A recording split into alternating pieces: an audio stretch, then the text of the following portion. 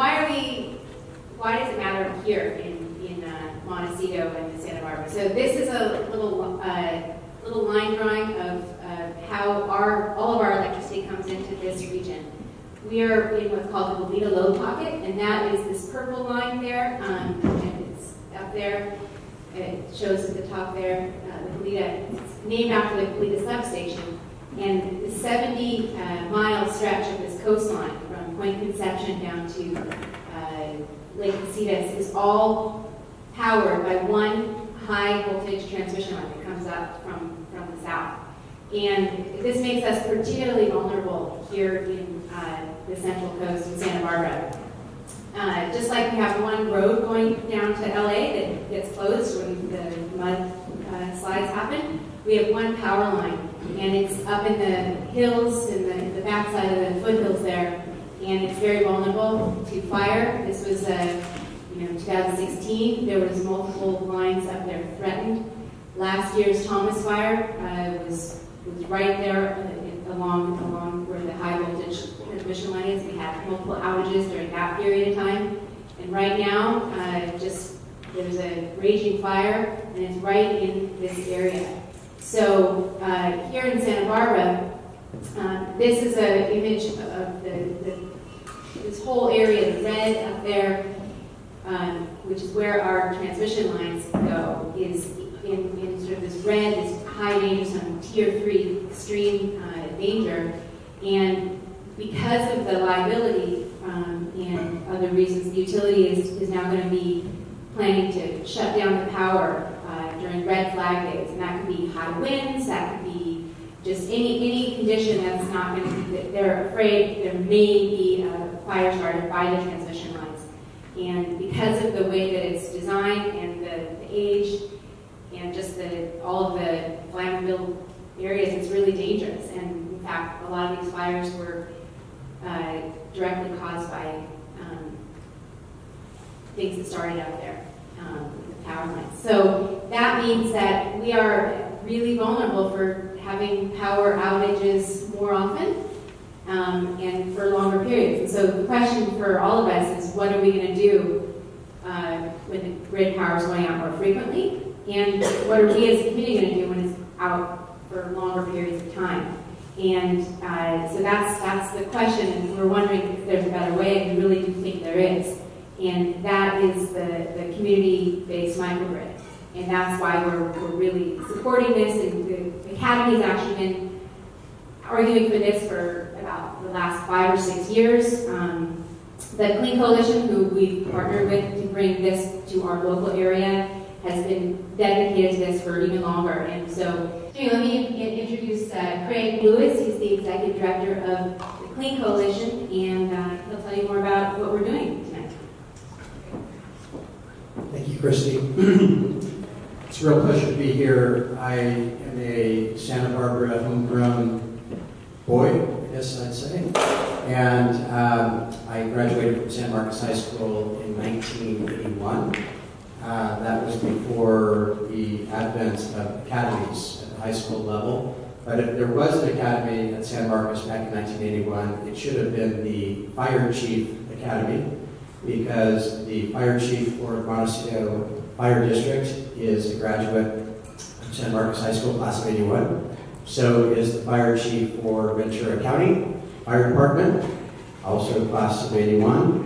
And so is the recently retired Eric Peterson, who just retired from the Santa Barbara County Santa Barbara County Fire Chief. So I don't know what was in the water that year at San Marcos, but I left after graduating for almost 4 decades and just recently returned. My son now goes to Santa Barbara High School, which was took a little bit used to being a San Marcos guy. But we're very happy over there, and the reason we moved back to Santa Barbara is because of the disasters that struck here. This is very much my community. This is the community that I identify with, and it's very personal for me. And it's personal not only because I grew up here, but it's personal because it's impacting a lot of people that I care about. And just as a very brief example, 10 days ago, Sunday night, So not the Sunday that just passed, but the week before, I was having dinner with Mark Lorenzen, who is the fire chief of Ventura County. And in the few days after that dinner, he went through a mass shooting in Thousand Oaks, which is in Ventura County, and he went through some of the biggest fires that have ever struck this state of California. So he's somebody that I've known since 5th grade, and that is a remarkable impact, to have those kind of disasters strike back to back. And unfortunately, these types of things are becoming more frequent in our lives. So this is very personal for me, and I came back to Santa Barbara in large part to move forward the Montecito Community Microgrid and a larger taking that building block and bringing a solution to the entire community load pocket, which Kristy did a great job of defining for everyone. So without further ado, I'm going to go into some of the details about the Montecito Community Microgrids. And the first thing I want to define is, what is a community microgrid? A community microgrid is a new approach to design and operate the electric grid, and to do it in a way that's stacked with local renewables and staging for community resilience. And by the way, these slides will be available to whoever wants them. You'll be able to download them from the Clean Coast website, probably from the Robles County website as well. So what's the value proposition for the Montecito Community Microgrids? And the first thing is you get indefinite backup power for critical facilities. So think about the fire station. The fire station has a diesel backup generator. That diesel backup generator went down during the recent fires and mudslides. Okay, that's not a very good backup solution when it's going down. The other thing you should know about diesel backup generators is that they are dependent on diesel fuel. And diesel fuel has a couple of days to maybe a couple of weeks of fuel supply. In the case of a fire department, that diesel fuel is also what goes into their trucks. So if you have a disaster, do you want to be spending your fuel in a backup generator, or do you want to be preserving that fuel to make sure that you've got liquid fuel for those trucks as long as you can possibly have? I think that's a rhetorical question.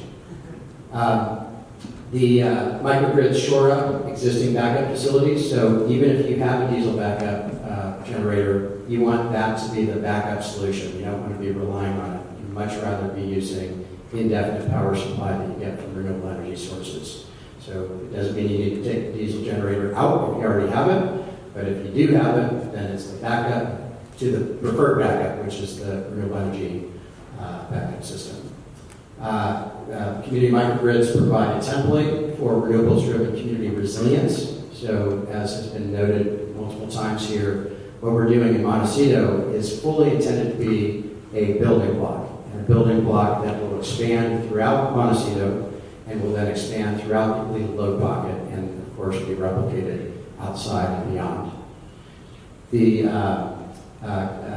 In large part, community microgrids can pay for themselves if you get everything right, and the cost of solar and energy storage systems are declining all the time. So these systems become more and more economical compared to the existing way of generating energy. And so the economics keep getting better. You have a 20-year, usually renewable energy is deployed, and it's basically monetized over a 20-year period. It actually lasts more like a 30-year period, but at least 20 years you do the economic analysis on. And when you do that, you generally keep that price fixed. So it's a hedge against energy price inflation. You set your price at the day you put it in, and that's the price you keep it at. You keep it flat, and you just keep saving more and more money as the cost of grid electricity keeps going up. And siting at schools, we're out of school, so it's appropriate to be talking about siting renewables and energy storage at schools. And that provides a wonderful opportunity, of course, to bring the next generation up knowledgeable about these systems and the energy future. So this block diagram shows what we're looking at here in Montecito. So when we first started thinking about bringing community microgrids to Montecito, we actually started at Coast Village Road. And we thought that's where most of the siting opportunity is. There's big buildings there. There's the Coral Casino, the Music Academy of the West, the water treatment facility. There's lots of commercial space. The Bond Shopping Center has tons of solar siting opportunity on the parking lot down there. And we took that and put some analysis to it, created a great slide deck, presentation deck around it, and brought it out to the community. The community embraced it. Then we took it to Southern California Edison. And the first question that Southern California Edison had for us is, where's the fire facilities? Where's the fire department? Where's the fire station? So the fire station's up in the Upper Village, and Edison said, if you want us to be interested in being a proactive partner in this, then you better make sure that the first building block that you bring is going to include the fire station. So we moved our focus to the Upper Village, and so what you see here is building blocks that we're thinking about. We start with the emergency response cluster. That's the fire district and the water district, which are adjacent properties just up the road, up San Isidro Road, about a quarter mile. Then we're thinking about the emergency sheltering facilities, and we're standing in one of those. So schools are wonderful emergency sheltering facilities. They're wonderful places to stage for restoration and repair after disasters. And so we've got a cluster of schools and school-like facilities in this vicinity. Obviously, we have the Montecito Union School right here. We have the YMCA, which is right across San Isidro Road. We've got a Blanca campus down the street. And then we have Crane School, which was a major staging area in response to the mudslides and the fires. And we have another school, which I'm forgetting the name of, but I'll bring it up in a detailed slide here in a minute. And then, as we get these building blocks here, the kind of the emergency response and emergency sheltering building blocks, then we can start moving into the commercial clusters. So obviously we've got the commercial clusters just up the street at East Valley and San Isidro. We've talked with a number of the property owners there. There is some interest among some of the property owners. It's going to take a little bit longer, I think, to get the commercial players to come on board. But as we get the emergency sheltering, emergency response, and the emergency sheltering clusters, our anticipation is that there will be broad awareness and that we will have opportunities to get the interest and participation from the commercial players. And then as we start taking those building blocks and moving them throughout Montecito, the next logical place is the Coast Village Community Microgrid and getting those big commercial properties down in that section of Montecito. I will just point out that Kristy noted that the Goleta load pocket is served by the Goleta substation, which is up at the very top of Glen Andy Road, out in Goleta. And that substation has a line that goes to the Santa Barbara substation, which is in the funk zone of Santa Barbara. And then out of that substation is a feeder that is called the Hot Springs feeder. It goes right through Coast Village Road and then straight up San Isidro Road. So everything in the Upper Village and on Coast Village Road are electrically connected. So it makes for, it stages nicely for a community microgrid that includes a lot of the major features of Montecito. Okay, so I already said we're starting with the fire station. The fire district station up San Isidro Road and the adjacent water district properties are really of the greatest initial interest for us. And so here's the fire station. It looks just like all the other buildings around it right now, but at night, that fire station is configured with indefinite renewables for backup power for its critical loads. So if you notice in this picture, the fire station is the only building that has power. And that's what a community microgrid setup does, is it makes sure that there is power for the critical facilities within a community. Okay, getting a community microgrid done is a very complex process. It requires a lot of cooperation among stakeholders. And stakeholders include property owners. If you don't have a place to site things, you can't build anything. So you've got to have the property owners, and in this case, the property owners include the fire district, the water district, the school district, etc. It's very helpful if you have municipalities, so the leadership from the municipalities is very helpful. It's also very helpful if you have participation from the residents, and high-profile residents and community leaders are very important. So we're very fortunate to have a steering committee that is comprised of community leaders. You need financing, both philanthropic and project financing. You need solutions providers, people who actually know how to bring solar and storage to the market and build it and own it and operate it. And you have the utility. And the utility is an important player in this. Now there are things you can do without cooperation from the utility, but everything gets easier if you have the utility being a proactive participant. So I do want to just point out too that at the residential level there are opportunities to make things happen. So Tom Dane here is actually a great example of somebody who's bringing a solar and storage solution to his home property and would be able to isolate from the grid in a grid outage scenario and keep all his power going indefinitely. And also I will point out that the World Business Academy has a program called Powering Paradise, which is designed to help homeowners get set up with solar and storage solutions, or just solar, or just energy storage. So this is a map view of the sites that I was talking about. You've got the fire and water district. The school that I couldn't remember the name of is the Our Lady of Mount Carmel Church and School. We've got the Montecito Union School that we're at right now, the YMCA across the street, Laguna Blanca, and then Crane Country Day School down in the lower right-hand side of the map there. What we're focusing on to start with is the fire and the water district. And that's partly because they are at the top of the critical facilities list for Montecito. You've got to have your emergency responders with dispatch. You've got to make sure they've got energy to get fuel into their trucks. You've got to make sure that their critical computing systems, computing systems are operational.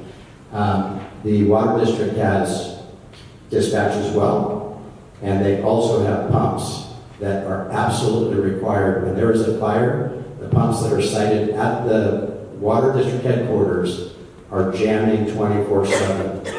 They do not turn off. They are vital to making sure that they can get water to where it's needed to fight the fires. So the fire district and the water district are absolutely vital to the Montecito Upper Village Community Microgrid. And we can get quite a lot of siting there. We can basically net zero both of these facilities. And so the very first building block that we are going to bring in the Upper Village, and by the way, I say all this with the caveat that we do have to get permission from the board of directors, both of the fire district and the water district, before we have a pathway forward. I will say, I think it's safe to say that we've had very receptive meetings at the staff level, up to the fire chief and the general manager of the water district. But I do want to be clear, until we get the board of directors signing off, we can't say for sure that we will have these projects coming into place. But I do feel confident that we're on a very solid pathway to that future. We've gone ahead and done an assessment of how much solar we can get at each of those critical sites that I mentioned. So this is the Montecito Union School here. There's about 300 kilowatts of solar siting potential. I'm not sure that means a whole lot other than to the solar industry people in the room. But it's basically about the same as 75 homes. That's the average solar deployment on a home is going to be about 4 kilowatts, and so 300 kilowatts, about 75 of those. This is the YMCA, and we can get about 225 kilowatts there. Laguna Blanca School, there's about, that's a much smaller siting opportunity, it's about 43, it's about 10, the equivalent to about 10 homes. Crane actually has a tremendous siting opportunity. It was interesting, I had been talking to somebody who has kids at Crane, and he was telling me that Crane already has solar. I said, oh really? Okay, well let's take a look at that. So they do have a little bit of solar. I can't even see where it is in this picture, but it's there somewhere. There's a little bit of solar there, but they have tremendous amount of solar siting opportunity on these parking lots. So if we can get the right, kind of alignment with stakeholders, then we can put a whole lot of solar over there at Crane. Our related Carmel, looks like there's a siting opportunity there of about 75 megawatts, so about 20, the equivalent of about 20 homes. And so those are the sites that we've looked at so far and that we think makes sense to be stacking into the initial round of building blocks, if you will, that we bring online in the Montecito Village Community Microgrid. So why is the Montecito Community Microgrid important? Just a quick summary. You get a resilient electricity system, and you get economic growth. There's a tremendous level of economic stimulation that happens to the places where energy infrastructure gets put in place. About 50% of the money that is spent to deploy a energy system stays in the community at which it is located. So when you start getting energy systems locally, you bring a tremendous amount of economic stimulation to those communities. Resilient property values. I think it is safe to say that a community that is resilient is going to be more valuable than a community that is not resilient. So bringing resilience to Montecito will help property values. And there's a historic legacy moment, an opportunity for Montecito to be a showcase. This is an opportunity for Montecito to be the initial building block for what will become a new approach to designing and operating an electric grid. Certainly in the Santa Barbara region, but in the Goleta load pocket, but potentially across the entire United States and the globe. And so obviously these things don't happen for free, and usually there's questions around what's the funding, how is this funded, etc. So we wanted to just share a little bit of that. The first building block, as I've said, is going to be the Fire and Water Community Microgrid. At least that is our intention as we work with the Fire and Water districts. And that project, the combined Fire District project and Water District project in total will cost about $2.25 million. Now, that sounds like a lot of money. So I'm really happy to say that $2.25 million is largely paid for through economic value streams. So about $1.5 million of that, 2.25, is paid through energy savings, tax benefits, and other incentives such as the self-generation incentive program. The remaining $750,000 is going to come from philanthropic sources. And Judy's going to talk a little bit more about that in just a moment. But I will say that the philanthropic sources that we need for this initial building block, the Fire District and the Water District, is relatively large because we had to spend a lot of time and energy getting stakeholder alignment.